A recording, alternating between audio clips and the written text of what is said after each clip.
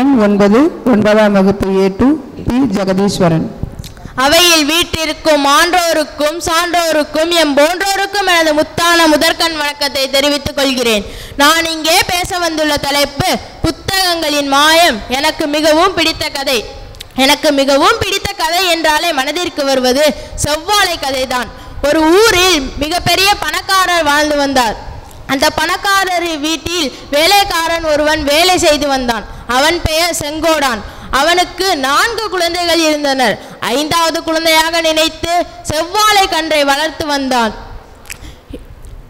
அந்த 4 குழந்தைகளில் எவரேனும் குறும்பு செய்தால் உனக்கு செவ்வாழை பழம் கிடையாது என்று கூறி அவர்களை சமாதானம் செய்வார். இப்படியாக காலம் ஓடிக்கொண்டே இருக்கிறது. இந்த வேளையில் செவ்வாழை பழம் பூ பூத்து காய் காய்த்து பழமாகிறது.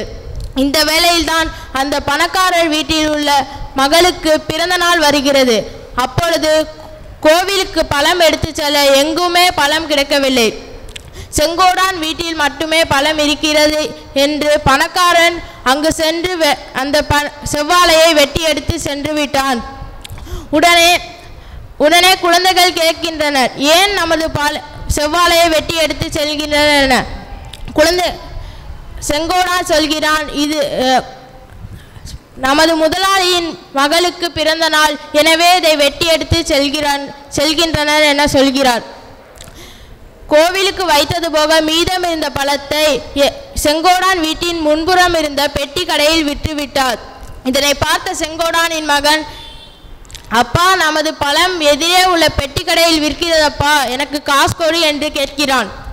செங்கோடானோ கையில் இருக்கும் 25 பைசாவை கொடுக்கிறான். ஆனால் கடைக்காரனோ 50 பைசா என கூறி அவனை விரட்டி விடுகிறான். அடுத்து வரும் குருத்தின் பழம் உங்களுக்குத்தான் என ஆறுதல் அளிக்கிறான் செங்கோடான்.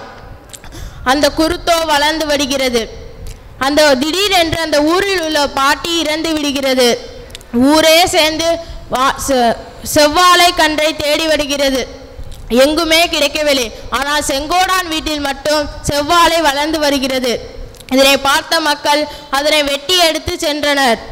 இதனை பார்த்த குழந்தைகள் உடனே கேட்கின்றனர், ஏன் நமது செவ்வாழை கன்றை வெட்டி எடுத்து செல்கின்றனர்?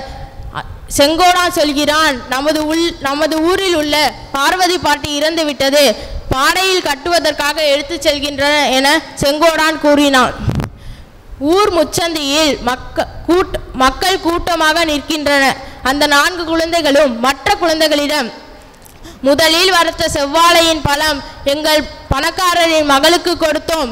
இதோ இந்த பாறையில் போகின்ற செவ்வாழை கன்று எங்களுடையது என அந்த 4 குழந்தைகளும் பெருமையாக கூறுவதாக இக்கதை முடிகிறது. இதிலிருந்து நமக்கு என்ன தெரிகிறது? ஏழைகளின் ஆசை மண்ணோடு மண்ணாகிறது. இதுவே எனக்கு மிகவும் பிடித்த கதை என கூறி நல்லதொரு வாய்ப்புக்கு நன்றி கூறி விடைபெறுகிறேன். நன்றி, வணக்கம்.